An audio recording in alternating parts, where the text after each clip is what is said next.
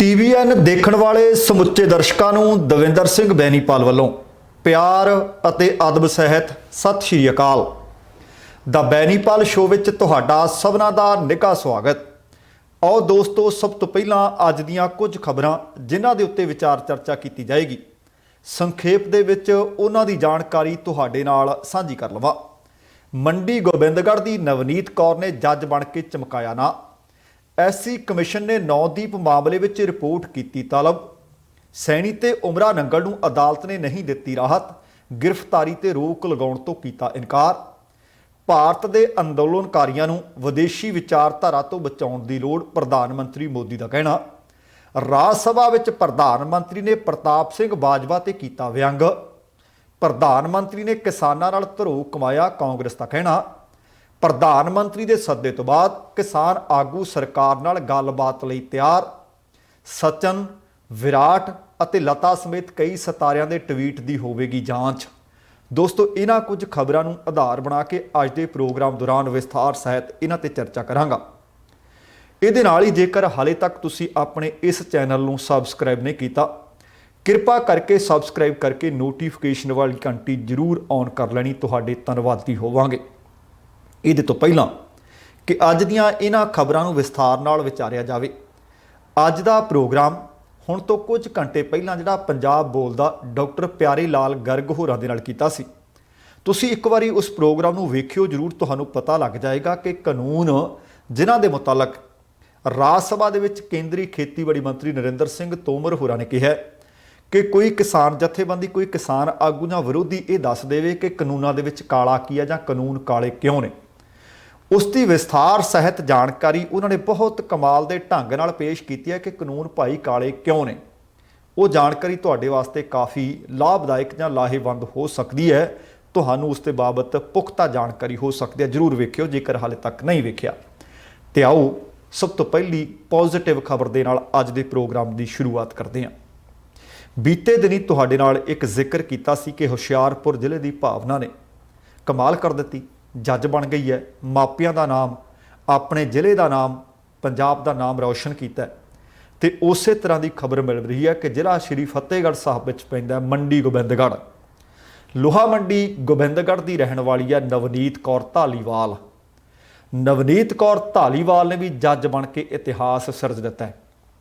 ਨਵਨੀਤ ਕੌਰ ਨੇ ਦੱਸਿਆ ਕਿ ਉਸ ਦਾ ਸੁਪਨਾ ਜੱਜ ਬਣਨ ਦਾ ਪਹਿਲਾਂ ਤੋਂ ਸੀ, ਜਿਸ ਨੂੰ ਉਹਨਾਂ ਨੇ ਪਹਿਲੀ ਵਾਰੀ ਨਹੀਂ ਸਗੋਂ ਦੂਸਰੀ ਵਾਰੀ ਟੈਸਟ ਦੇ ਕੇ ਸਾਕਾਰ ਕਰ ਲਿਆ। ਇਸ ਟੈਸਟ ਨੂੰ ਪਾਸ ਕਰਨ ਦੇ ਲਈ ਉਹ ਦਿਨ ਦੇ ਵਿੱਚ ਕਹਿੰਦੇ ਘੱਟੋ ਘੱਟ 13 ਘੰਟੇ ਪੜ੍ਹਿਆ ਕਰਦੀ ਸੀ।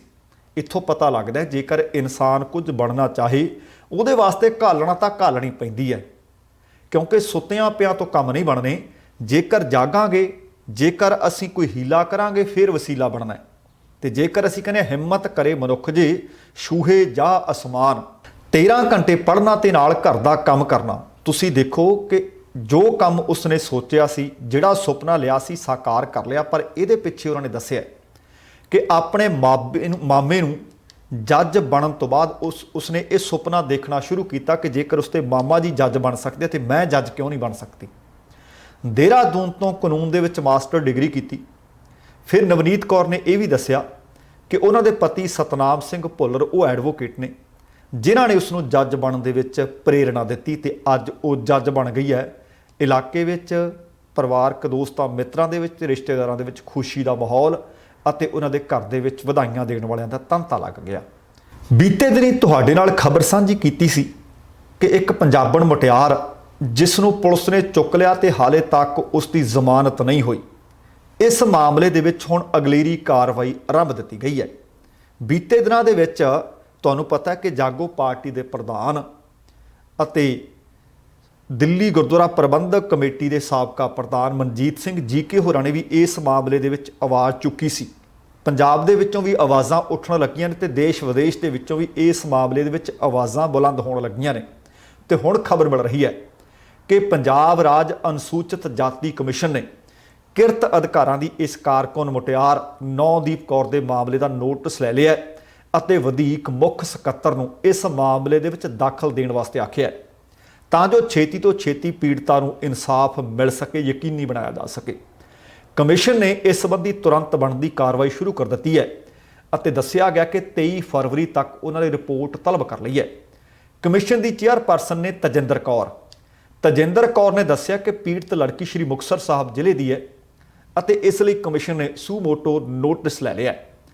ਵਧੀਕ ਮੁੱਖ ਸਕੱਤਰ ਗ੍ਰਹਿ ਮਾਮਲੇ ਅਤੇ ਨਿਆਂ ਨੂੰ ਭੇਜੇ ਇੱਕ ਬਿਆਨ ਦੇ ਵਿੱਚ ਕਮਿਸ਼ਨ ਨੇ ਪੀੜਤ ਲੜਕੀ ਨੂੰ ਰਾਹਤ ਦੇਣ ਤੋਂ ਇਲਾਵਾ ਸਿੱਧਾ ਦਾਖਲ ਦੇਣ ਵਾਸਤੇ ਵੀ ਲਿਖਿਆ ਤੇ ਉਧਰ ਸ਼੍ਰੀ ਮੁਕਤਸਰ ਸਾਹਿਬ ਦੇ ਨੇੜਲੇ ਪਿੰਡ ਗੰਧੜ ਦੀ ਨੌਦੀਪ ਕੌਰ ਦੇ ਖਿਲਾਫ ਦੱਸਣਾ ਬਣਦਾ ਕਿ ਪੁਲਿਸ ਵੱਲੋਂ ਦਰਜ ਕੀਤੇ ਮੁਕੱਦਮੇ ਨੂੰ ਰੱਦ ਕਰਵਾਉਣ, ਤਸ਼ੱਦਦ ਕਰਨ ਵਾਲੇ ਹਰਿਆਣਾ ਦੇ ਪੁਲਿਸ ਮੁਲਾਜ਼ਮਾਂ ਦੇ ਖਿਲਾਫ ਕਾਰਵਾਈ ਕਰਨ ਦੀ ਮੰਗ ਨੂੰ ਲੈ ਕੇ ਪੰਜਾਬ ਖੇਤ ਮਜ਼ਦੂਰ ਯੂਨੀਅਨ ਦੀ ਅਗਵਾਈ ਦੇ ਹੇਠ ਮੁਕਤਸਰ ਸਾਹਿਬ ਦੇ ਵਿੱਚ ਰੋਸ ਮੁਜ਼ਾਹਰਾ ਵੀ ਹੋਇਆ। ਇਸ ਵਿੱਚ ਮਜ਼ਦੂਰਾਂ ਤੇ ਕਿਸਾਨਾਂ ਤੋਂ ਇਲਾਵਾ ਬਿਜਲੀ ਮੁਲਾਜ਼ਮ, ਅਧਿਆਪਕ, ਨੌਜਵਾਨ, ਔਰਤਾਂ, ਮੁਟਿਆਰਾਂ ਵੱਡੀ ਗਿਣਤੀ ਵਿੱਚ ਸ਼ਾਮਲ ਹੋਈਆਂ। ਸੋ ਦੇਖੋ ਕਿ ਇੱਕ ਮੁਟਿਆਰ ਨੂੰ ਇਹ ਵੀ ਪਤਾ ਲੱਗਿਆ ਕਿ ਜਿਸ ਨੂੰ ਹਿਰਾਸਤ ਵਿੱਚ ਰੱਖਿਆ ਗਿਆ ਤੇ ਉਹਦਾ ਸਰੀਰਕ ਸ਼ੋਸ਼ਣ ਦੀਆਂ ਖਬਰਾਂ ਵੀ ਮਿਲ ਰਹੀਆਂ ਨੇ। ਹੁਣ ਇਹ ਸਮਾਂ ਦੱਸੇਗਾ ਕਿ ਇਸ ਮੁਟਿਆਰ ਨੂੰ ਇਨਸਾਫ ਕਿੰਨੀ ਜਲਦੀ ਮਿਲਦਾ ਤੇ ਜ਼ਮਾਨਤ ਕਿਵੇਂ ਮਿਲਦੀ ਹੈ। ਜਦੋਂ ਜ਼ਮਾਨਤ ਹੁੰਦੀ ਹੈ ਤੇ ਉਹ ਖਬਰ ਤੁਹਾਡੇ ਨਾਲ ਸਾਂਝੀ ਕਰਾਂਗੇ। ਅਗਲੀ ਖਬਰ ਹੈ ਪੰਜਾਬ ਦੇ ਸਾਬਕਾ ਡੀਜੀਪੀ ਸੁਮੇਧ ਸੈਣੀ ਅਤੇ ਆਈਜੀ ਉਮਰਾ ਨੰਗਲ ਦੇ ਨਾਲ ਸੰਬੰਧਿਤ ਖਬਰ ਹੈ।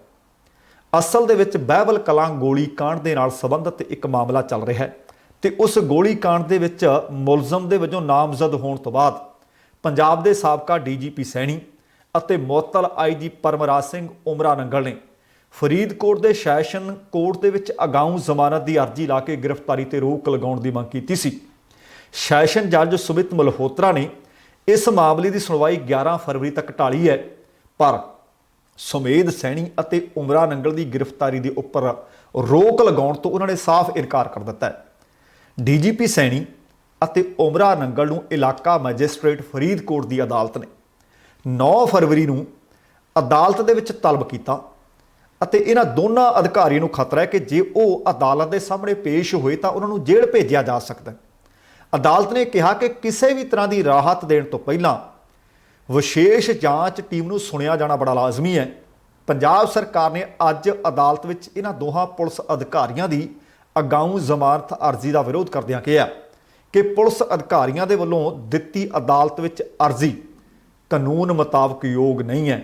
ਸੋ ਤੁਸੀਂ ਦੇਖੋ ਕਿ ਜਿਸ ਪੰਜਾਬ ਸਰਕਾਰ ਦੇ ਕਿਸ ਵਕਤ ਇਸ਼ਾਰਿਆਂ ਦੇ ਉੱਤੇ ਇਹਨਾਂ ਨੇ ਇਸ ਕਾਂਡ ਦੇ ਵਿੱਚ ਜਿਨ੍ਹਾਂ ਦੇ ਵਿੱਚ ਇਹਨਾਂ ਦੀ ਸ਼ੱਕੀ ਭੂਮਿਕਾ, ਜਿਸ ਦੇ ਵਿੱਚ ਇਹਨਾਂ ਨੂੰ ਮੁਲਜ਼ਮ ਇਸ ਵਕਤ ਇਹਨਾਂ ਨੂੰ ਨਾਮਜ਼ਦ ਕੀਤਾ ਹੋਇਆ, ਹੁਣ ਪੰਜਾਬ ਸਰਕਾਰ ਇਹਨਾਂ ਦੇ ਖਿਲਾਫ ਯੋਗਵਾਈ ਕਾਰਵਾਈ ਕਰਨ ਦੀ ਗੱਲ ਆਖ ਰਹੀ ਹੈ।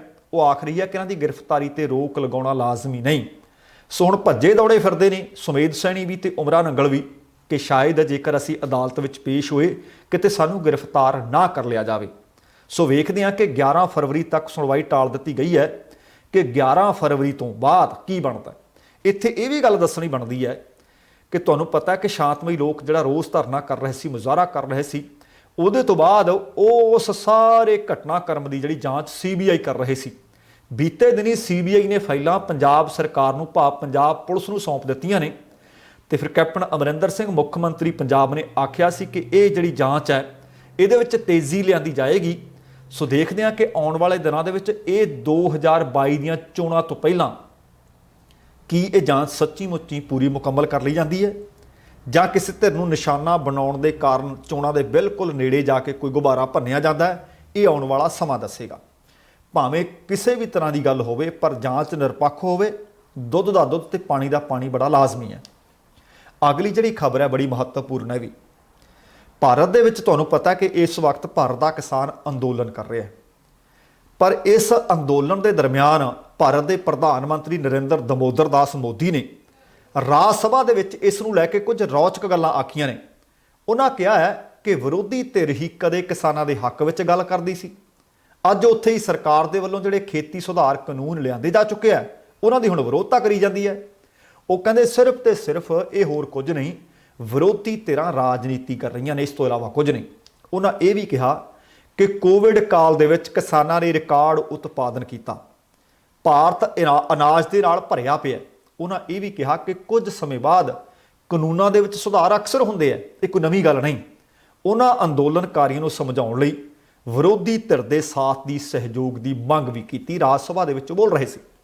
ਉਹਨਾਂ ਕਿਹਾ ਕਿ ਕਾਰਜਸ਼ੀਲ ਅਤੇ ਬੁੱਧੀਜੀਵੀਆਂ ਨੂੰ ਹੁਣ ਇੱਕ ਨਵਾਂ ਸਮੂਹ ਸਾਹਮਣੇ ਆ ਰਿਹਾ ਹੈ, ਜਿਸ ਦਾ ਨਾਂ ਹੈ ਅੰਦੋਲਨਕਾਰੀ। ਇਹ ਵਿਦਿਆਰਥੀਆਂ ਦਾ ਅੰਦੋਲਨ ਹੋਵੇ, ਕਿਸਾਨਾਂ ਦਾ ਅੰਦੋਲਨ ਹੋਵੇ ਜਾਂ ਫਿਰ ਕੋਈ ਹੋਰ, ਹਰ ਥਾਂ ਕਹਿੰਦੇ ਲੋਕ ਪਹੁੰਚ ਹੀ ਜਾਂਦੇ ਆ। ਉਹਨਾਂ ਕਿਹਾ ਕਿ ਇਹ ਅੰਦੋਲਨਕਾਰੀ ਲੋਕਾਂ ਨੂੰ ਅਸਲ ਦੇ ਵਿੱਚ ਗੁੰਮਰਾਹ ਕਰ ਰਿਹਾ ਹੈ। ਉਹਨਾਂ ਕਿਸਾਨਾਂ ਦਾ ਸਮਰਥਨ ਦੇਣ ਵਾਲੇ ਵਿਦੇਸ਼ੀ ਲੋਕਾਂ ਦੀ ਵੀ ਆਲੋਚਨਾ ਕੀਤੀ। ਉਹਨਾਂ ਕਿਹਾ ਕਿ FDI ਜੋ ਵਿਦੇਸ਼ੀ ਵਿਨਾਸ਼ਕਾਰੀ ਵਿਚਾਰਧਾਰਾ ਹੈ, ਉਸ ਤੋਂ ਬਚਣ ਦੀ ਜ਼ਰੂਰਤ ਹੈ। ਉਹਨਾਂ ਇਹ ਵੀ ਕਿਹਾ ਕਿ ਕੋਵਿਡ ਕਾਲ ਵਿੱਚ ਵੀ ਗੁਆਂਢੀ ਮੁਲਕ ਨੇ ਸਰਹੱਦ ਤੇ ਤਣਾਅ ਫੈਲਾਉਣ ਦੇ ਵਿੱਚ ਕੋਈ ਕਸਰ ਬਾਕੀ ਨਹੀਂ ਛੱਡੀ। ਇਸ ਦਾ ਸਾਡੇ ਜਵਾਨਾਂ ਨੇ ਡਟ ਕੇ ਮੁਕਾਬਲਾ ਕੀਤਾ, ਚੀਨ ਨੂੰ ਕਰਾਰਾ ਜਵਾਬ ਦਿੱਤਾ। ਸਰਹੱਦ ਤੇ ਸਵਾਲ ਅਤੇ ਸਰਕਾਰ ਕਿਸੇ ਸਾਹਮਣੇ ਕਹਿੰਦੇ ਝੁਕਣ ਵਾਲੀ ਨਹੀਂ।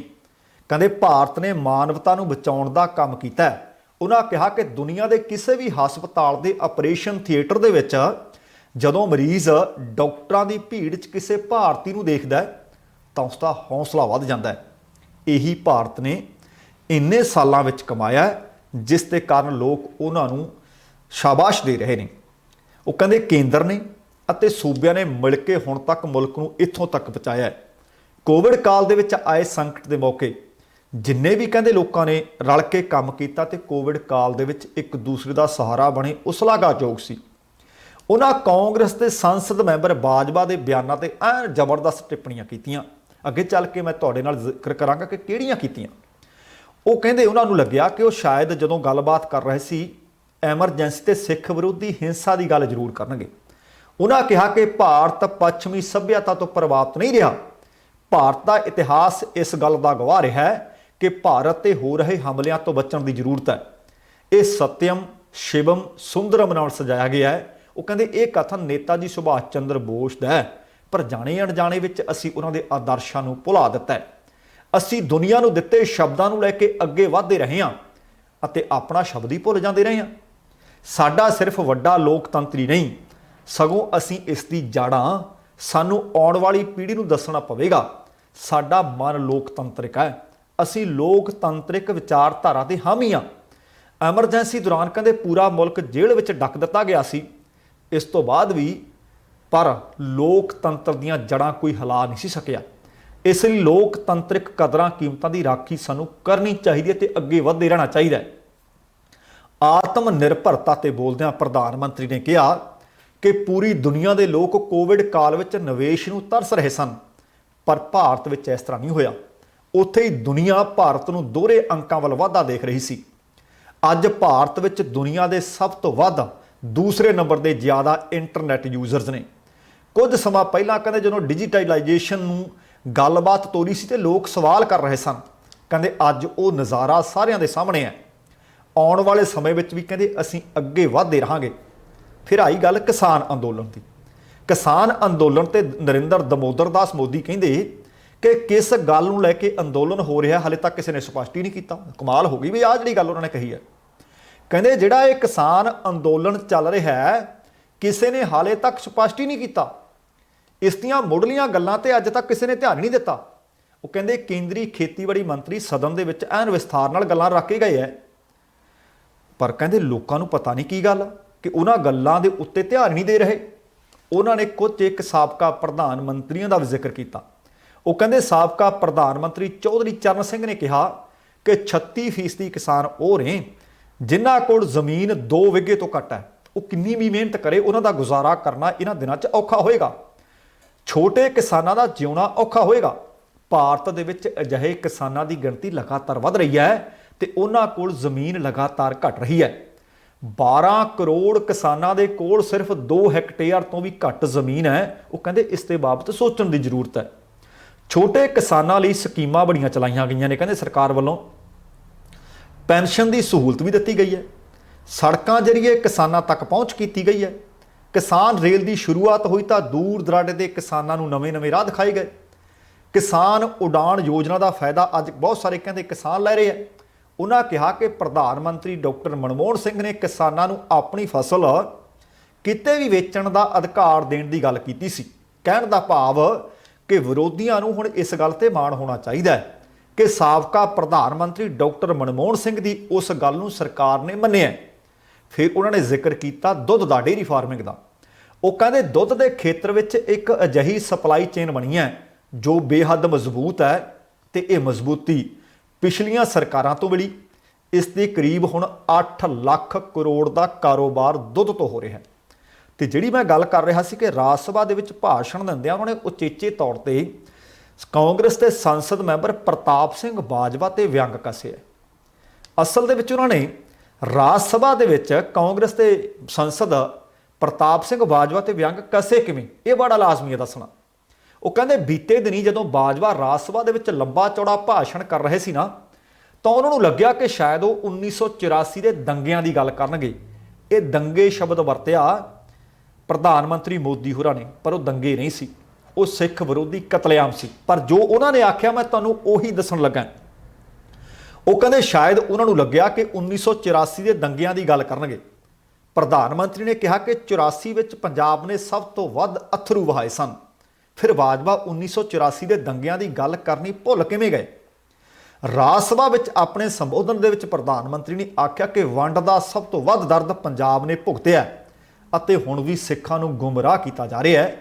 ਉਹਨਾਂ ਨੂੰ ਕਿਹਾ ਕਿ ਇਸ ਦੇਸ਼ ਵਿੱਚ, ਉਹ ਕਹਿੰਦੇ ਭਾਰਤ ਦੇ ਵਿੱਚ ਇਸ ਦੇਸ਼ ਨੂੰ ਭਾਵ ਸਿੱਖਾਂ ਤੇ ਮਾਣ ਹੈ ਅਤੇ ਹੁਣ ਵੀ ਅੰਦੋਲਨ ਨਾਲ ਜੁੜੇ ਲੋਕਾਂ ਨਾਲ ਸਰਕਾਰ ਲਗਾਤਾਰ ਗੱਲਬਾਤ ਕਰ ਰਹੀ ਹੈ।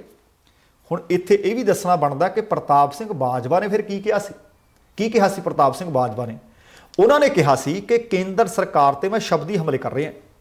ਰਾਜ ਸਭਾ ਦੇ ਵਿੱਚ ਉਹ ਕਹਿੰਦੇ ਸੀ ਗਾਜ਼ੀਪੁਰ ਵਿੱਚ ਕਿਸਾਨਾਂ ਦੇ ਪ੍ਰਦਰਸ਼ਨ ਵਾਲੀ ਥਾਂ ਤੇ ਕਿੱਲ ਲਾਏ ਗਏ ਨੇ, ਬੈਰੀਕੇਡ ਲਾਏ ਗਏ ਨੇ। ਉਹਦੀ ਤੁਲਨਾ ਉਹਨਾਂ ਨੇ ਬਰਲਿਨ ਦੀ ਕੰਧ ਨਾਲ ਕੀਤੀ ਸੀ ਅਤੇ ਕਿਹਾ ਸੀ ਕਿ ਭਾਰਤ 'ਚ ਉਹਨਾਂ ਨੂੰ ਦੇਸ਼ ਵਿਰੋਧੀ ਆਖਿਆ ਜਾ ਰਿਹਾ, ਖਾਲਿਸਤਾਨੀ ਆਖਿਆ ਜਾ ਰਿਹਾ, ਜਿਸ ਤੇ ਉਹਨਾਂ ਨੇ ਸਖਤ ਇਤਰਾਜ਼ ਪ੍ਰਗਟਾਇਆ ਸੀ। ਉਹਨਾਂ ਪ੍ਰਧਾਨ ਮੰਤਰੀ ਨੂੰ ਅਪੀਲ ਕੀਤੀ ਸੀ ਕਿ ਮੌਜੂਦਾ ਖੇਤੀ ਕਾਨੂੰਨਾਂ ਨੂੰ ਵਾਪਸ ਲੈ ਲਿਆ ਜਾਵੇ। ਇਹ ਇੱਕ ਨਵਾਂ ਇਤਿਹਾਸ ਸਿਰਜ ਦਿੱਤਾ ਜਾਵੇ ਕਿ ਮੈਂ ਭਾਈ ਕਾਨੂੰਨ ਵਾਪਸ ਲੈ ਲਏ ਹਨ। ਉਹਨਾਂ ਰਾਜ ਸਭਾ ਦੇ ਵਿੱਚ ਰਾਸ਼ਟਰਪਤੀ ਦੇ ਭਾਸ਼ਣ ਸੰਬੰਧੀ ਧੰਨਵਾਦੀ ਮਤੇ ਤੇ ਹੋਈ ਬਹਿਸ ਦੌਰਾਨ ਸੰਬੋਧਨ ਕਰਦਿਆਂ ਆਖਿਆ ਸੀ ਕਿ 26 ਜਨਵਰੀ ਨੂੰ ਹੋਈਆਂ ਘਟਨਾਵਾਂ ਜੋ ਕਿ ਹਿੰਸਾ ਦਾ ਕਾਰਨ ਬਣੀਆਂ, ਉਸ ਦੀ ਨਿਰਪੱਖ ਜਾਂਚ ਸੁਪਰੀਮ ਕੋਰਟ ਦੇ ਜੱਜ ਦੀ ਅਗਵਾਈ ਹੇਠ ਇੱਕ ਕਮੇਟੀ ਬਣਾ ਕੇ ਕੀਤੀ ਜਾਵੇ। ਬਾਜਵਾ ਨੇ ਤਿੰਨੇ ਖੇਤੀ ਕਾਨੂੰਨਾਂ ਨੂੰ ਕਿਸਾਨਾਂ ਲਈ ਮੌਤ ਦੀ ਵਾਰੰਟ ਕਰਾਰ ਦਿੱਤਾ ਸੀ। ਉਹਨਾਂ ਕਿਹਾ ਕਿ ਇਹ ਤਿੰਨੇ ਖੇਤੀ ਕਾਨੂੰਨ ਗੈਰ ਜਮਹੂਰੀ ਢੰਗ ਨਾਲ ਲਾਗੂ ਹੋਏ। ਇਸ ਨਾਲ ਵਿਰੋਧੀ ਧਿਰ ਦੀ ਆਵਾਜ਼ ਦਬਾਈ ਗਈ ਹੈ ਅਤੇ ਦਬਾਈ ਜਾ ਰਹੀ ਹੈ। ਬਾਜਵਾ ਨੇ ਦਿੱਲੀ ਦੇ ਬਾਰਡਰਾਂ ਤੇ ਬਣੇ ਹਾਲਾਤ ਦੀ ਤੁਲਨਾ ਅਫਗਾਨਿਸਤਾਨ ਨਾਲ, ਲੀਬੀਆ ਨਾਲ, ਇਰਾਕ ਨਾਲ, ਯੁਗਾਂਡਾ ਨਾਲ ਕੀਤੀ ਸੀ। ਉਹਨਾਂ ਕਿਹਾ ਸੀ ਕਿ ਮਹਾਤਮਾ ਗਾਂਧੀ ਦਾ ਦੇਸ਼ ਨਹੀਂ ਜਾਪਦਾ ਇਹ ਸਭ ਕੁਝ ਦੇਖ ਕੇ। ਉਹਨਾਂ ਇਹ ਵੀ ਕਿਹਾ ਸੀ ਕਿ ਕਿਸਾਨ ਤੁਹਾਡੇ ਤੇ ਕਿਵੇਂ ਭਰੋਸਾ ਕਰ ਸਕਦੇ ਆ? ਤੁਸੀਂ ਕੰਡਿਆਲੀਆਂ ਤਾਰਾਂ ਲਾ ਰਹੇ ਹੋ ਜਿਵੇਂ ਬਰਲਿਨ ਦੀ ਕੰਧ ਬਣਾਈ ਗਈ ਹੋਵੇ, ਜਿਵੇਂ ਉਹ ਤੁਹਾਡੇ ਮੁਲਕ ਦੇ ਨਾਗਰਿਕ ਨਾ ਕਿਸੇ ਦੁਸ਼ਮਣ ਦੇਸ਼ ਦੇ ਲੋਕ ਆ ਕੇ ਬੈਠੇ ਹੋਣ। ਸੋ ਇਸ ਗੱਲ ਦੇ ਉੱਤੇ ਪ੍ਰਧਾਨ ਮੰਤਰੀ ਨੇ ਕਿਹਾ, ਕਹਿੰਦੇ ਸਾਰੀਆਂ ਗੱਲਾਂ ਕਰਕੇ 1984 ਦੇ ਦੰਗਿਆਂ ਵਾਲੀ ਗੱਲ ਯਾਦ ਨਹੀਂ ਰਹੀ, ਜਾਣ ਬੁੱਝ ਕੇ ਨਹੀਂ ਕੀਤੀ। ਪਰ ਮੈਂ ਫਿਰ ਕਹਿਣਾ ਪ੍ਰਧਾਨ ਮੰਤਰੀ ਜੀ, ਚੰਗਾ ਹੁੰਦਾ ਤੁਸੀਂ ਰਾਜ ਸਭਾ ਦੇ ਵਿੱਚ ਤੁਹਾਡੇ ਮੂੰਹੋਂ ਅਸੀਂ ਤੁਹਾਡੇ ਮੂੰਹੋਂ ਇਹ ਸੁਣਦੇ ਕਿ ਵੀ 36-37 ਵਰੇ ਬੀਤ ਚੁੱਕੇ ਨੇ, ਹਜੇ ਤੱਕ 1984 ਦੇ ਸਿੱਖ ਵਿਰੋਧੀ ਕਤਲੇਆਮ ਦਾ ਸਿੱਖਾਂ ਨੂੰ ਇਨਸਾਫ ਹੀ ਨਹੀਂ ਮਿਲਿਆ। ਬਹੁਤ ਚੰਗਾ ਲੱਗਣਾ ਸੀ ਇਹ ਕਿ ਘੱਟੋ ਘੱਟ ਤੁਹਾਨੂੰ ਇਹ ਯਾਦ ਤਾਂ ਹੈ ਇੰਨੇ ਦਹਾਕੇ ਬੀਤ ਜਾਣ ਤੋਂ ਬਾਅਦ ਕਿ ਇਨਸਾਫ ਉਹਨਾਂ ਨੂੰ ਚਾਹੀਦਾ। ਜਾਂ ਤੁਸੀਂ ਇਹ ਕਹਿ ਦਿੰਦੇ ਕਿ ਉਹ ਦੰਗੇ ਨਹੀਂ, ਉਹ ਕਤਲੇਆਮ ਸੀ, ਉਹ ਵੀ ਸਿੱਖ ਵਿਰੋਧੀ ਕਤਲੇਆਮ ਸੀ। ਪਰ ਦੰਗੇ ਤਾਂ ਸ਼ਾਇਦ ਤੁਹਾਨੂੰ ਪਤਾ ਹੀ ਹੋਣਾ ਉਦਾਹਰਣ ਦਾ, ਜੇ ਦੋ ਧਿਰਾਂ ਆਪਸ ਦੇ ਵਿੱਚ ਖਹਿਬੜ ਜਾਣ, ਹੁੱਲੜਬਾਜ਼ੀ ਕਰਨ, ਦੰਗਾ ਫਸਾਦ ਕਰਨ, ਫਿਰ ਤਾਂ ਦੰਗੇ ਕਿਹਾ ਜਾਂਦਾ, ਫਿਰ ਤਾਂ ਦੰਗਾਕਾਰੀ ਕਿਹਾ ਜਾਂਦਾ। ਕੋਈ ਇੱਕ ਇਸ ਤਰ੍ਹਾਂ ਦੀ ਉਦਾਹਰਨ ਦਿੱਤੀ ਜਾ ਸਕਦੀ ਹੈ ਕਿ 1984 ਦੇ ਵਿੱਚ ਜਦੋਂ ਸਿੱਖਾਂ ਨੂੰ ਕੋਹ ਕੇ ਟੋ ਕੇ ਮਾਰਿਆ, ਲੱਭ ਕੇ ਮਾਰਿਆ, ਕਿ ਸਿੱਖਾਂ ਨੇ ਵੀ ਦੰਗੇ ਫੈਲਾਏ ਹੋਣ, ਜਿਉਂਦਿਆਂ ਦੇ ਗਲਾਂ ਦੇ ਵਿੱਚ ਟਾਇਰ ਪਾ ਕੇ ਸਾੜ ਦਿੱਤਾ, ਧੀਆਂ ਭੈਣਾਂ ਦੀਆਂ ਬੇਪੱਤੀਆਂ ਹੋਈਆਂ, ਛੋਟੇ ਬੱਚਿਆਂ ਨੂੰ ਮਸ਼ੀਨਾਂ ਟੋਕੇ ਵਾਲੀਆਂ ਚਲਾ ਕੇ ਵਿੱਚ ਦੀ ਲੰਘਾ ਦਿੱਤਾ ਗਿਆ। ਇੰਨੇ ਸਾਲ ਬੀਤ ਗਏ, ਬਹੁਤ ਸਾਰੀਆਂ ਸਰਕਾਰਾਂ ਕਾਂਗਰਸ ਦੀਆਂ ਵੀ ਆਈਆਂ, ਭਾਰਤੀ ਜਨਤਾ ਪਾਰਟੀ ਦੇ ਸਹਿਯੋਗੀਆਂ ਦੀਆਂ ਵੀ ਆਈਆਂ, ਉਹਨਾਂ ਵਿੱਚ ਸ਼੍ਰੋਮਣੀ ਅਕਾਲੀ ਦਲ ਵੀ ਸਹਿਯੋਗੀ ਰਹਿੰਦਾ ਰਿਹਾ, ਪਰ ਹਾਲੇ ਤੱਕ ਇਨਸਾਫ ਨਹੀਂ ਮਿਲਿਆ। ਬਹੁਤ ਸਾਰੇ ਲੋਕ ਇਨਸਾਫ ਉਡੀਕਦੇ ਇਸ ਜਹਾਨੋਂ ਤੁਰ ਚੁੱਕੇ ਆ, ਤੇ ਪਰ ਹਾਲੇ ਕਈ ਇਨਸਾਫ ਦੀ ਉਡੀਕ ਵਿੱਚ ਵੀ ਨੇ। ਹੁਣ ਇਹ ਸਾਰੀ ਬਿਆਨਬਾਜ਼ੀ ਜਦੋਂ ਹੋਈ, ਭਾਸ਼ਣ ਦਿੱਤਾ, ਉਹਦੇ ਤੋਂ ਬਾਅਦ ਫਿਰ ਕਾਂਗਰਸ ਦਾ ਬਿਆਨ ਵੀ ਸਾਹਮਣੇ ਆਇਆ। ਕਾਂਗਰਸ ਨੇ ਕਿਹਾ ਕਿ ਪ੍ਰਧਾਨ ਮੰਤਰੀ ਨਰਿੰਦਰ ਮੋਦੀ ਹੋਰਾਂ ਦੇ ਵੱਲੋਂ ਰਾਜ ਸਭਾ ਦੇ ਵਿੱਚ ਜਿਹੜਾ ਭਾਸ਼ਣ ਕੀਤਾ ਗਿਆ, ਮਹਿਜ਼ ਸਿਆਸੀ ਸੀ, ਜੋ ਸਾਰ ਤੱਤ ਤੋਂ ਬਗੈਰ ਸੀ। ਉਹਨਾਂ ਕਿਸਾਨਾਂ ਦੀਆਂ ਮੁਸ਼ਕਲਾਂ ਦੇ ਬਾਰੇ ਹੁਣ ਤੱਕ ਚੁੱਪੀ ਧਾਰੀ ਹੋਈ ਹੈ। ਕਹਿੰਦੇ ਅੰਨਦਾਤੇ ਨਾਲ ਇਹ ਧਰੋਹ ਹੈ, ਇਹ ਅੰਨਦਾਤੇ ਨਾਲ ਇਨਸਾਫ ਨਹੀਂ। ਰਾਸ਼ਟਰਪਤੀ ਦੇ ਭਾਸ਼ਣ ਤੇ ਪੇਸ਼ ਧੰਨਵਾਦ ਮਤੇ ਤੇ ਹੋਈ ਬਹਿਸ ਦਾ ਪ੍ਰਧਾਨ ਮੰਤਰੀ ਵੱਲੋਂ ਜਵਾਬ ਦਿੱਤੇ ਜਾਣ ਤੋਂ ਫੌਰੀ ਬਾਅਦ ਕਾਂਗਰਸ ਮੈਂਬਰ ਨੇ ਰਾਜ ਸਭਾ 'ਚੋਂ ਸਾਰੇ ਦੇ ਸਾਰੇ ਬਾਈਕਾਟ ਕਰ ਗਏ। ਕਾਂਗਰਸ ਆਗੂ ਮੁਲਕ ਰਾਜਨ ਖੜਗੇ ਨੇ ਪੱਤਰਕਾਰਾਂ ਨਾਲ ਗੱਲਬਾਤ ਕਰਦਿਆਂ ਕਿਹਾ ਕਿ ਕਿਸਾਨਾਂ ਨੂੰ ਉਮੀਦ ਸੀ, ਆਸ ਸੀ ਕਿ ਪ੍ਰਧਾਨ ਮੰਤਰੀ ਆਪਣੇ ਸੰਬੋਧਨ ਦੇ ਵਿੱਚ ਉਹਨਾਂ ਦੀਆਂ ਮੁਸ਼ਕਲਾਂ ਬਾਬਤ, ਉਹਨਾਂ ਦੀਆਂ ਮੰਗਾਂ ਦੇ ਮੁਤਾਬਕ ਮੁਖਾਤਬ ਜ਼ਰੂਰ ਹੋਣਗੇ।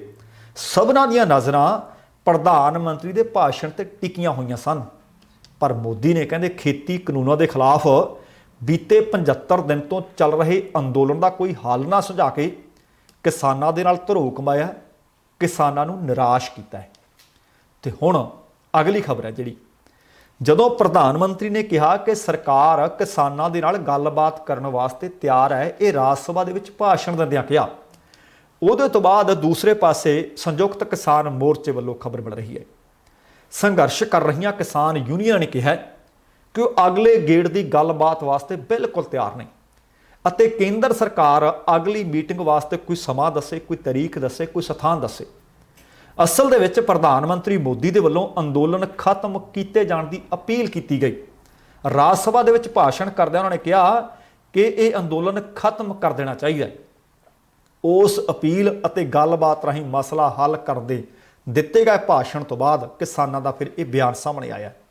ਹਾਲਾਂਕਿ ਪ੍ਰਧਾਨ ਮੰਤਰੀ ਮੋਦੀ ਦੀ ਰਾਜ ਸਭਾ ਵਿੱਚ ਦਿੱਤੀ ਗਈ ਤਕਰੀਰ ਕਿ ਦੇਸ਼ ਵਿੱਚ ਅੰਦੋਲਨਕਾਰੀਆਂ ਦੀ ਨਵੀਂ ਪੀੜ੍ਹੀ, ਇੱਕ ਨਵਾਂ ਸ਼ਬਦ ਉਹ ਕਹਿੰਦੇ ਇੱਕ ਅੰਦੋਲਨ ਜੀਵੀ ਪੈਦਾ ਹੋ ਗਏ ਨੇ। ਇਸ ਸ਼ਬਦ ਦੇ ਉੱਤੇ ਅੰਦੋਲਨ ਜੀਵੀ ਕਹਿਣ ਦੇ ਉੱਤੇ ਕਿਸਾਨ ਆਗੂ ਨੇ ਇਤਰਾਜ਼ ਵੀ ਪ੍ਰਗਟਾਇਆ। ਅੰਦੋਲਨ ਦੀ ਜਮਹੂਰੀਅਤ ਵਿੱਚ ਅਹਿਮ ਭੂਮਿਕਾ ਹੋਇਆ ਕਰਦੀ ਹੈ। ਸੰਯੁਕਤ ਕਿਸਾਨ ਮੋਰਚਾ ਦੇ ਸੀਨੀਅਰ ਮੈਂਬਰ ਅਤੇ ਅੰਦੋਲਨ ਦੇ ਸਿਰਕੱਢ ਆਗੂ ਨੇ ਸ਼ਿਵ ਕੁਮਾਰ ਕੱਕਾ ਨੇ ਕਿਹਾ ਕਿ ਉਹ ਅਗਲੇ ਗੇੜ ਦੀ ਗੱਲਬਾਤ ਲਈ ਤਾਂ ਤਿਆਰ ਹੈ ਅਤੇ ਸਰਕਾਰ ਨੂੰ ਮੀਟਿੰਗ ਦੀ ਤਾਰੀਖ ਤੇ ਸਮਾਂ ਤੈਅ ਕਰਨਾ ਚਾਹੀਦਾ ਹੈ। ਪਰ ਕੱਕਾ ਕਹਿੰਦੇ ਸਰਕਾਰ ਨਾਲ ਗੱਲਬਾਤ ਤੋਂ ਅਸੀਂ ਇਹ ਤਾਂ ਸਰਕਾਰ ਕਦੇ ਦੱਸੇ ਕਿ ਇਨਕਾਰ ਕਦੋਂ ਕੀਤਾ। ਜਦੋਂ ਵੀ ਸਾਨੂੰ ਗੱਲਬਾਤ ਵਾਸਤੇ ਬੁਲਾਇਆ ਗਿਆ ਅਸੀਂ ਗੱਲਬਾਤ ਕਰਨ ਗਏ ਹਾਂ। ਅਸੀਂ ਕੇਂਦਰੀ ਮੰਤਰੀਆਂ ਨਾਲ ਵਿਚਾਰ ਵਟਾਂਦਰੇ ਕੀਤੇ ਹੈ। ਅਸੀਂ ਸਰਕਾਰ ਨਾਲ ਹੁਣ ਵੀ ਗੱਲਬਾਤ ਵਾਸਤੇ ਤਿਆਰ ਹਾਂ। ਉਧਰ ਕ੍ਰਾਂਤੀਕਾਰੀ ਕਿਸਾਨ ਯੂਨੀਅਨ ਦੇ ਪ੍ਰਧਾਨ ਨੇ ਡਾਕਟਰ ਦਰਸ਼ਨਪਾਲ ਹੋਰਾਂ ਨੇ ਪ੍ਰਧਾਨ ਮੰਤਰੀ ਦੀ ਟਿੱਪਣੀ ਦੀ ਜ਼ੋਰਦਾਰ ਨਿਖੇਧੀ ਕੀਤੀ। ਉਹ ਕਹਿੰਦੇ ਮੋਦੀ ਜੀ ਨੂੰ ਅਸੀਂ ਯਾਦ ਦਿਵਾਉਣਾ ਚਾਹੁੰਦੇ ਹਾਂ ਕਿ ਉਹ ਅੰਦੋਲਨ ਜੀਵੀ ਹੀ ਸੀ, ਕਿਉਂਕਿ ਜਿਹੜਾ ਉਹਨੇ ਕਿਹਾ ਕਿ ਅੰਦੋਲਨ ਜੀਵੀ ਹਰ ਥਾਂ ਤੇ ਹੁੰਦੇ ਆ। ਉਹ ਕਹਿੰਦੇ ਅਸੀਂ ਯਾਦ ਦਿਵਾਉਣਾ ਚਾਹੁੰਦੇ ਹਾਂ ਕਿ ਉਹ ਅੰਦੋਲਨ ਜੀਵੀ ਹੀ ਸੀ ਜਿਨ੍ਹਾਂ ਨੇ ਭਾਰਤ ਨੂੰ ਬਸਤੀਵਾਦੀ ਸ਼ਾਸਕਾਂ ਦੀਆਂ ਬੇੜੀਆਂ ਦੇ ਵਿੱਚੋਂ ਆਜ਼ਾਦ ਕਰਵਾਇਆ ਸੀ। ਉਹਨਾਂ ਕਿਹਾ ਕਿ ਕਿਸਾਨ ਆਗੂ ਨੂੰ ਅੰਦੋਲਨ ਜੀਵੀ ਹੋਣ ਤੇ ਵੀ ਮਾਣ ਹੈ। ਜੇ ਤੁਹਾਨੂੰ ਅੰਦੋਲਨ ਜੀਵੀ ਲੱਗਦਾ ਕਿ ਮਾੜੇ ਨਹੀਂ, ਪਰ ਸਾਨੂੰ ਅੰਦੋਲਨ ਜੀਵੀ ਹੋਣ ਤੇ ਮਾਣ ਹੈ।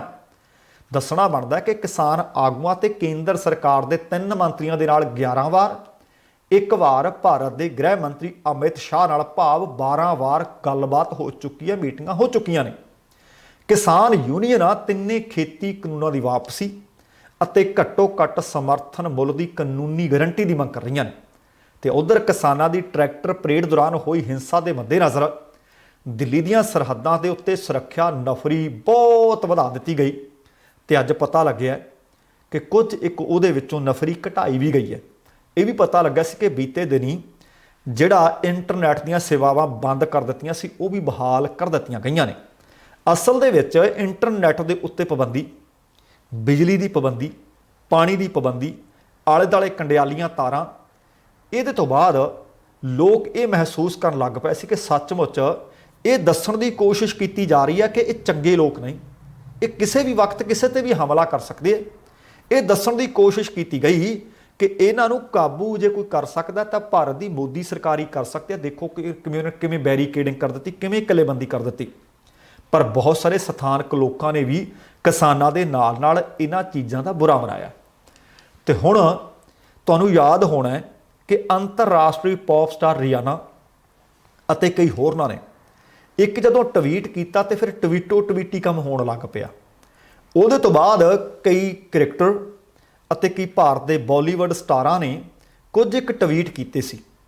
ਉਹਨਾਂ ਵਿੱਚ ਮਹਾਰਾਸ਼ਟਰ ਸਰਕਾਰ ਨੇ ਹੁਣ ਸਚਿਨ ਤੇਂਦੁਲਕਰ, ਲਤਾ ਮੰਗੇਸ਼ਕਰ, ਵਿਰਾਟ ਕੋਹਲੀ, ਅਕਸ਼ੇ ਕੁਮਾਰ ਸਮੇਤ ਕਈ ਸਿਤਾਰਿਆਂ ਦੇ ਵੱਲੋਂ ਕੀਤੇ ਟਵੀਟ ਦੀ ਜਾਂਚ ਦੇ ਹੁਕਮ ਚਾੜ ਦਿੱਤੇ ਹੈ। ਕਿਉਂਕਿ ਜਦੋਂ ਅੰਤਰਰਾਸ਼ਟਰੀ ਪੱਧਰ ਤੇ ਆਵਾਜ਼ ਬੁਲੰਦ ਹੋਣ ਲੱਗੀ ਤੇ ਫਿਰ ਕਈ ਹਸਤੀਆਂ ਨੇ ਆਹ ਟਵੀਟ ਕੀਤੇ ਸੀ, ਉਹਨਾਂ ਦੀ ਹੁਣ ਜਾਂਚ ਹੋਣੀ ਹੈ। ਅਸਲ ਦੇ ਵਿੱਚ ਮਹਾਰਾਸ਼ਟਰ ਕਾਂਗਰਸ ਨੇ ਕੁਝ ਦੋਸ਼ ਲਗਾਏ ਹੈ ਤੇ ਇਹਨਾਂ ਦੋਸ਼ਾਂ ਦੇ ਖਿਲਾਫ ਮਹਾਰਾਸ਼ਟਰ ਸਰਕਾਰ ਨੇ ਹੁਣ ਕਾਰਵਾਈ ਕਾਂਗਰਸ ਦੀ ਸ਼ਿਕਾਇਤ ਦੇ ਬਾਅਦ ਸ਼ੁਰੂ ਕਰ ਦਿੱਤੀ ਹੈ। ਕਾਂਗਰਸ ਪ੍ਰਤੀਨਿਧੀ ਮੰਡਲ ਨੇ ਗ੍ਰਹਿ ਮੰਤਰੀ ਅਨਿਲ ਦੇਸ਼ਮੁਖ ਦੇ ਨਾਲ ਆਨਲਾਈਨ ਇੱਕ ਮੁਲਾਕਾਤ ਕੀਤੀ। ਉਹਨਾਂ ਮੰਗ ਕੀਤੀ ਸੀ ਕਿ ਰਿਆਨਾ ਦੇ ਟਵੀਟ ਦੇ ਬਾਅਦ ਸਚਿਨ ਤੇਂਦੁਲਕਰ, ਲਤਾ ਮੰਗੇਸ਼ਕਰ, ਵਿਰਾਟ ਕੋਹਲੀ ਤੇ ਅਕਸ਼ੇ ਦੇ ਸਮੇਤ ਕਈ ਭਾਰਤੀ ਸਿਤਾਰਿਆਂ ਨੇ ਕਈ ਟਵੀਟ ਕੀਤੇ, ਜਿਨ੍ਹਾਂ ਵਿੱਚ ਲਗਭਗ ਸ਼ਬਦ ਲਗਭਗ ਕਾਮਨ ਸਨ ਤੇ ਭਾਸ਼ਾ ਇੱਕੋ ਜਿਹੀ ਸੀ। ਇਹ ਕਹਿੰਦੇ ਕਿਵੇਂ ਹੋ ਸਕਦਾ ਬਈ ਕਿ ਇੱਕੋ ਹੀ ਤਰ੍ਹਾਂ ਦੀ ਭਾਸ਼ਾ, ਇੱਕੋ ਹੀ ਤਰ੍ਹਾਂ ਦਾ ਕੰਟੈਂਟ ਸਾਰਿਆਂ ਦੇ ਟਵੀਟ ਵਿੱਚ ਹੋਵੇ। ਕਾਂਗਰਸ ਦਾ ਕਹਿਣਾ ਸੀ ਜਾਂ ਕਾਂਗਰਸ ਦਾ ਮੰਨਣਾ ਹੈ ਕਿ ਇਹਨਾਂ ਸਾਰੇ ਸਿਤਾਰਿਆਂ ਨੇ ਕਿਸੇ ਨਾ ਕਿਸੇ ਦੇ ਦਬਾਅ ਵਿੱਚ ਆ ਕੇ ਟਵੀਟ ਕੀਤੇ ਆ, ਇਸ ਲਈ ਇਸ ਚੀਜ਼ ਦੀ ਜਾਂਚ ਹੋਣੀ ਚਾਹੀਦੀ ਹੈ। ਕਾਂਗਰਸ ਦੇ ਬੁਲਾਰੇ ਸਚਿਨ ਸਾਵੰਤ ਮੁਤਾਬਕ ਭਾਜਪਾ ਦੇ ਵੱਲੋਂ ਇਹਨਾਂ ਹਸਤੀਆਂ ਨੂੰ ਇੱਕ ਸਕ੍ਰਿਪਟ ਦਿੱਤੀ ਗਈ, ਕੰਟੈਂਟ ਦਿੱਤਾ ਗਿਆ। ਉਹਨਾਂ ਕਿਹਾ ਕਿ ਅਕਸ਼ੇ ਕੁਮਾਰ ਅਤੇ ਸਾਇਨਾ ਨੇਹਵਾਲ ਨੇ ਇੱਕੋ ਜਿਹੇ ਟਵੀਟ ਕੀਤੇ। ਉਹ ਕਹਿੰਦੇ ਸਾਨੂੰ ਲੱਗਦਾ ਹੈ ਕਿ ਇਹਦੇ ਪਿੱਛੇ ਹੋਰ ਕੋਈ ਨਹੀਂ, ਭਾਜਪਾ ਹੈ। ਸੁਨੀਲ ਸ਼ੈਟੀ ਨੇ ਤਾਂ ਇੱਕ ਭਾਜਪਾ ਨੇਤਾ ਨੂੰ ਆਪਣੇ ਟਵੀਟ ਦੇ ਵਿੱਚ ਟੈਗ ਵੀ ਕੀਤਾ। ਉਹ ਕਹਿੰਦੇ ਇੱਥੋਂ ਤਾਂ ਫਿਰ ਜੱਗ ਜ਼ਾਹਰ ਹੋ ਗਿਆ, ਭਾਜਪਾ ਦੀ ਭੂਮਿਕਾ ਪੂਰੀ ਤਰ੍ਹਾਂ ਬੇਨਕਾਬ ਹੋ ਗਈ।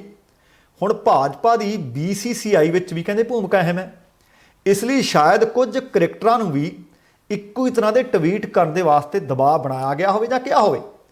ਕਾਂਗਰਸ ਨੇਤਾ ਨੇ ਇਹ ਵੀ ਕਿਹਾ ਕਿ ਜੇਕਰ ਇਹ ਹਸਤੀਆਂ ਦਬਾਅ ਵਿੱਚ ਨੇ, ਉਹਨਾਂ ਨੂੰ ਫਿਰ ਸੂਬੇ ਵੱਲੋਂ ਸੁਰੱਖਿਆ ਦਿੱਤੀ ਜਾਣੀ ਚਾਹੀਦੀ ਹੈ। ਤੇ ਇਸ ਤੋਂ ਬਾਅਦ ਮਹਾਰਾਸ਼ਟਰ ਦੇ ਗ੍ਰਹਿ ਮੰਤਰੀ ਅਨਿਲ ਦੇਸ਼ਮੁਖ ਨੇ ਜਾਂਚ ਦੇ ਹੁਕਮ ਦੇ ਦਿੱਤੇ ਹੈ। ਮਹਾਰਾਸ਼ਟਰ ਦੇ ਗ੍ਰਹਿ ਮੰਤਰੀ ਅਨਿਲ ਦੇਸ਼ਮੁਖ ਨੇ ਜਾਂਚ ਦੇ ਹੁਕਮ ਦਿੰਦੇ ਇਹ ਵੀ ਕਿਹਾ ਕਿ ਇਹਨਾਂ ਸਿਤਾਰਿਆਂ ਦੇ ਟਵੀਟ ਵਿੱਚ ਭਾਵੇਂ ਹੀ ਕੁਝ ਗਲਤ ਨਾ ਹੋਵੇ, ਪਰ ਜਿਹੜੀ ਉਹਨਾਂ ਦੀ ਟਾਈਮਿੰਗ ਸੀ ਬੜੀ ਗਲਤ ਸੀ। ਉਹਨਾਂ ਕਿਹਾ ਕਿ ਸਟੇਟ ਇੰਟੈਲੀਜੈਂਸੀ ਇਸ ਗੱਲ ਦੀ ਜਾਂਚ ਕਰੇਗੀ ਕਿ ਇਹਨਾਂ ਹਸਤੀਆਂ ਦੇ ਉੱਤੇ ਕਿਸੇ ਨੇ ਕੋਈ ਦਬਾਅ ਤਾਂ ਨਹੀਂ ਬਣਾਇਆ, ਕਿਤੇ ਦਬਾਅ ਦੇ ਵਿੱਚ ਆ ਕੇ ਟਵੀਟ ਤਾਂ ਨਹੀਂ ਕੀਤੇ। ਹੁਣ ਵੇਖਦੇ ਹਾਂ ਕਿ ਇਸ ਜਾਂਚ ਦੇ ਵਿੱਚੋਂ ਕੀ ਨਿਕਲਦਾ ਹੈ। ਅਗਲੀ ਖਬਰ ਹੈ, ਚਰਖੀ ਦਾਦਰੀ ਦੇ ਵਿੱਚ ਇੱਕ ਮਹਾ ਪੰਚਾਇਤ ਹੋਈ ਹੈ। ਮਹਾ ਪੰਚਾਇਤ ਨੂੰ ਸੰਬੋਧਨ ਕੀਤਾ ਰਾਕੇਸ਼ ਟਕੈਤ ਨੇ। ਆਪਣੇ ਹੰਝੂਆਂ ਦੇ ਨਾਲ ਤੁਹਾਨੂੰ ਪਤਾ ਹੈ ਕਿ ਇਸ ਕਿਸਾਨ ਅੰਦੋਲਨ ਦੇ ਵਿੱਚ ਨਵੀਂ ਜਾਨ ਪਾ ਦਿੱਤੀ ਸੀ, ਨਵੀਂ ਰੂਹ ਫੂਕ ਦਿੱਤੀ ਸੀ ਕਿਸਾਨ ਆਗੂ ਰਾਕੇਸ਼ ਟਕੈਤ ਨੇ। ਹੁਣ ਟਕੈਤ ਨੇ ਕੇਂਦਰ ਦੀ ਮੋਦੀ ਸਰਕਾਰ ਨੂੰ ਖੇਤੀਬਾੜੀ ਕਾਨੂੰਨਾਂ ਤੇ ਫੈਸਲਾ ਲੈਣ ਵਾਸਤੇ ਬੀਤੇ ਦਿਨੀ 2 ਅਕਤੂਬਰ ਤੱਕ ਸੋਚ ਵਿਚਾਰ ਕਰਨ ਦਾ ਅਲਟੀਮੇਟਮ ਦਿੱਤਾ ਸੀ। ਹੁਣ ਉਹਦੇ ਤੋਂ ਬਾਅਦ ਉਹਨਾਂ ਨੇ ਨਾਲ ਭਾਰਤੀ ਜਨਤਾ ਪਾਰਟੀ ਦੇ ਨਾਲ ਸਿੱਧੇ ਟਕਰਾਅ ਦਾ ਰਸਤਾ ਅਪਣਾ ਲਿਆ। ਉਹਨਾਂ ਨੇ ਨੌਜਵਾਨਾਂ ਨੂੰ ਸੱਦਾ ਦਿੱਤਾ ਕਿ ਅਗਲੀ ਚੋਣ ਦੇ ਵਿੱਚ ਭਾਜਪਾ ਦੇ ਖਿਲਾਫ ਵੋਟਾਂ ਪਾਇਓ। ਕਿਤਲਾਨਾ ਟੋਲ ਦੇ ਉੱਤੇ ਕਿਸਾਨ ਮਹਾ ਪੰਚਾਇਤ ਨੂੰ ਉਹ ਸੰਬੋਧਨ ਕਰ ਰਹੇ ਸਨ। ਨਰੇਸ਼ ਟਕੈਤ ਕਹਿੰਦੇ ਭਾਰਤ ਵਿੱਚ ਨਰਿੰਦਰ ਮੋਦੀ ਨੂੰ ਮੁੜ ਪ੍ਰਧਾਨ ਮੰਤਰੀ ਬਣਾਉਣ ਦੇ ਵਿੱਚ ਨੌਜਵਾਨਾਂ ਦਾ ਵੱਡਾ ਯੋਗਦਾਨ ਸੀ, ਜਿਸ ਦੇ ਕਾਰਨ ਉਹ ਦੁਬਾਰਾ ਸੱਤਾ ਵਿੱਚ ਆਏ। ਪਰ ਹੁਣ ਕਹਿੰਦੇ ਭਾਰਤ ਦਾ ਨੌਜਵਾਨ ਆਪਣੇ ਆਪ ਨੂੰ ਠੱਗਿਆ ਮਹਿਸੂਸ ਕਰ ਰਿਹਾ ਹੈ। ਇਸ ਦੇ ਬਾਵਜੂਦ ਵੀ ਉਹਨਾਂ ਨੂੰ ਆਪਣੇ ਗੁੱਸੇ ਨੂੰ ਕਾਬੂ ਵਿੱਚ ਰੱਖਣਾ ਹੋਵੇਗਾ ਅਤੇ ਇਸ ਦਾ ਜਵਾਬ ਆਉਣ ਵਾਲੀ ਚੋਣ ਦੇ ਵਿੱਚ ਭਾਜਪਾ ਦੇ ਖਿਲਾਫ ਵੋਟ ਕਰਕੇ ਦੇਣਾ ਹੋਵੇਗਾ। ਰਾਕੇਸ਼ ਟਕੈਤ ਨੇ ਕਿਹਾ ਕਿ ਹੁਣ ਇਹ ਅੰਦੋਲਨ ਕਿਸਾਨਾਂ ਦਾ ਨਹੀਂ, ਇਹ ਅੰਦੋਲਨ ਲੋਕ ਅੰਦੋਲਨ ਦਾ ਰੂਪ ਧਾਰਨ ਕਰ ਚੁੱਕਿਆ ਹੈ। ਇਸ ਲਈ ਹੁਣ ਇਸ ਨੂੰ ਹੋਰ ਜ਼ਿਆਦਾ ਸਬਰ ਦੇ ਨਾਲ, ਤਹੱਮਲ ਦੇ ਨਾਲ ਕਦਮ ਵਧਾਉਣ ਦੀ ਜ਼ਰੂਰਤ ਹੈ। ਉਹਨਾਂ ਕਿਹਾ ਕਿ ਸਰਕਾਰ ਨੇ 26 ਜਨਵਰੀ ਨੂੰ ਕਿਸਾਨਾਂ 'ਚ ਆਪਣੇ ਲੋਕ ਭੇਜੇ। ਲਾਲ ਕਿਲੇ ਤੇ ITO ਚੌਂਕ ਦੇ ਵਿੱਚ ਹਿੰਸਾ ਫੈਲਾਉਣ ਦੇ ਵਾਸਤੇ ਖੁਦ ਉਹਨਾਂ ਨੂੰ ਪਲਾਂਟ ਕੀਤਾ ਗਿਆ ਤਾਂ ਕਿ ਇਸ ਦੇ ਬਹਾਨੇ ਕਿਸਾਨ ਬਦਨਾਮ ਹੋ ਜਾਣ। ਉਹਨਾਂ ਕਿਹਾ ਕਿ ਕਿਸਾਨ ਕਿਸੇ ਵੀ ਤਰ੍ਹਾਂ ਦੀ ਹਿੰਸਾ ਦੇ ਵਿੱਚ ਵਿਸ਼ਵਾਸ ਰੱਖਦੇ ਹੀ ਨਹੀਂ। ਇਸ ਦੀ ਉਦਾਹਰਣ ਕਹਿੰਦੇ ਭਾਰਤ ਦੇ ਕਿਸਾਨਾਂ ਨੇ ਬੀਤੇ ਸ਼ਨੀਵਾਰ ਨੂੰ ਸਮੁੱਚੇ ਭਾਰਤ ਦੇ ਵਿੱਚ ਸ਼ਾਂਤੀਪੂਰਨ ਚੱਕਾ ਜਾਮ ਕਰਕੇ ਦਿਖਾ ਦਿੱਤੀ ਹੈ। ਇਸ ਲਈ ਉਹਨਾਂ ਦੀ ਕਿਸਾਨਾਂ ਨੂੰ ਅਪੀਲ ਹੈ ਕਿ ਉਹ ਕਿਸੇ ਵੀ ਤਰ੍ਹਾਂ ਦੇ ਗੈਰ ਸਮਾਜੀ ਤੱਤ ਨੂੰ ਆਪਣੇ ਅੰਦੋਲਨ ਦੇ ਵਿੱਚ ਸ਼ਾਮਲ ਨਾ ਹੋਣ ਦੇਣ ਅਤੇ ਨਾ ਹੀ ਕਿਸੇ ਤਰ੍ਹਾਂ ਦਾ ਹਿੰਸਕ ਰੁਖ ਅਪਣਾਉਣ। ਉੱਤਰਾਖੰਡ ਦੇ ਚਮੋਲੀ ਜ਼ਿਲ੍ਹੇ ਦੇ ਵਿੱਚ ਗਲੇਸ਼ੀਅਰ ਟੁੱਟਣ ਤੋਂ ਬਾਅਦ ਮੱਚੀ ਤਬਾਹੀ ਤੇ ਵੀ ਕਿਸਾਨ ਨੇਤਾ ਟਕੈਤ ਨੇ ਕਿਹਾ ਕਿ ਅਸੀਂ ਪ੍ਰਸ਼ਾਸਨ ਦੇ ਨਾਲ ਮਿਲ ਕੇ ਲੋਕਾਂ ਦੀ ਹਰ ਸੰਭਵ ਮਦਦ ਕਰਾਂਗੇ। ਤੇ ਇੱਧਰ ਆਸਟ੍ਰੇਲੀਆ ਵਾਲੇ ਪਾਸਿਓਂ ਤੇ ਇੱਧਰ ਅਮਰੀਕਾ ਵਾਲੇ ਪਾਸਿਓਂ ਖਬਰਾਂ ਆਈਆਂ ਨੇ। ਆਸਟ੍ਰੇਲੀਆ ਦੇ ਵਿੱਚ ਇੱਕ ਕਮੇਟੀ ਦਾ ਗਠਨ ਕਰ ਲਿਆ ਗਿਆ ਜਿਹੜੀ ਇਸ ਵਕਤ ਅੰਦੋਲਨ ਦੀ ਹਰ ਤਰੀਕੇ ਦੀ ਮਦਦ ਕਰੇਗੀ।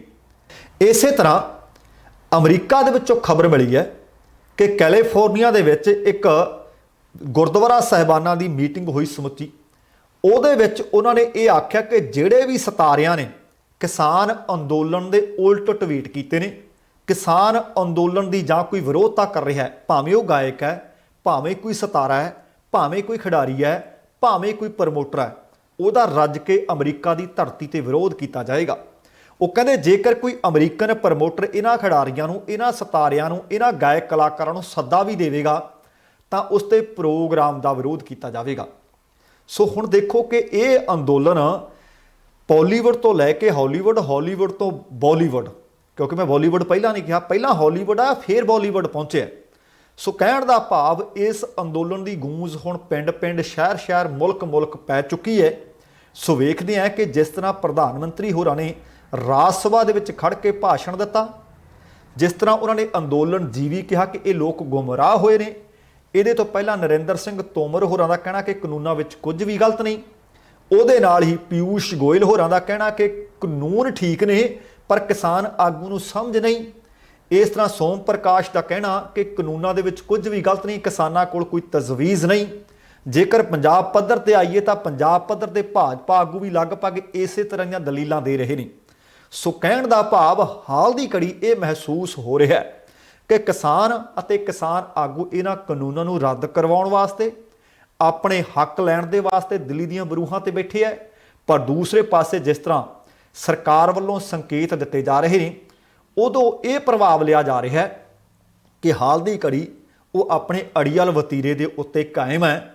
ਸੋ ਵੇਖਦੇ ਹਾਂ ਕਿ ਆਉਣ ਵਾਲੇ ਸਮੇਂ ਦੇ ਵਿੱਚ ਕਿਹੜਾ ਦਿਨ ਫਿਰ ਤੋਂ ਮੀਟਿੰਗ ਵਾਸਤੇ ਮੁਕਰਰ ਕੀਤਾ ਜਾਂਦਾ ਹੈ। ਪਰ ਕਿਸਾਨ ਆਗੂਆਂ ਨੇ ਅੱਜ ਪ੍ਰਧਾਨ ਮੰਤਰੀ ਦੇ ਭਾਸ਼ਣ ਤੋਂ ਬਾਅਦ ਇਹ ਜ਼ਰੂਰ ਆਖਿਆ ਕਿ ਅਸੀਂ ਗੱਲਬਾਤ ਵਾਸਤੇ ਤਿਆਰ ਹਾਂ, ਪਰ ਸਾਡੀਆਂ ਉਹ ਮੰਗਾਂ ਬਰਕਰਾਰ ਨੇ।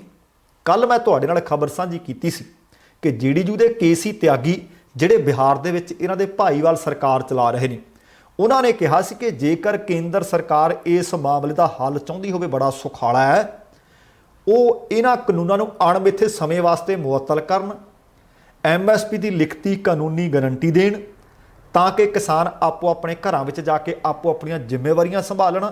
ਫਿਰ ਕਮੇਟੀਆਂ ਬਣਾ ਕੇ ਕੋਈ ਵਿਚਕਾਰਲਾ ਰਸਤਾ ਕੱਢਿਆ ਜਾਵੇ। ਜੇ ਸਹਿਮਤੀ ਬਣੇ ਤਾਂ ਕਾਨੂੰਨ ਲਾਗੂ, ਜੇ ਨਾ ਸਹਿਮਤੀ ਬਣੇ ਤਾਂ ਕਾਨੂੰਨ ਮੁਅੱਤਲ ਰਹਿਣ।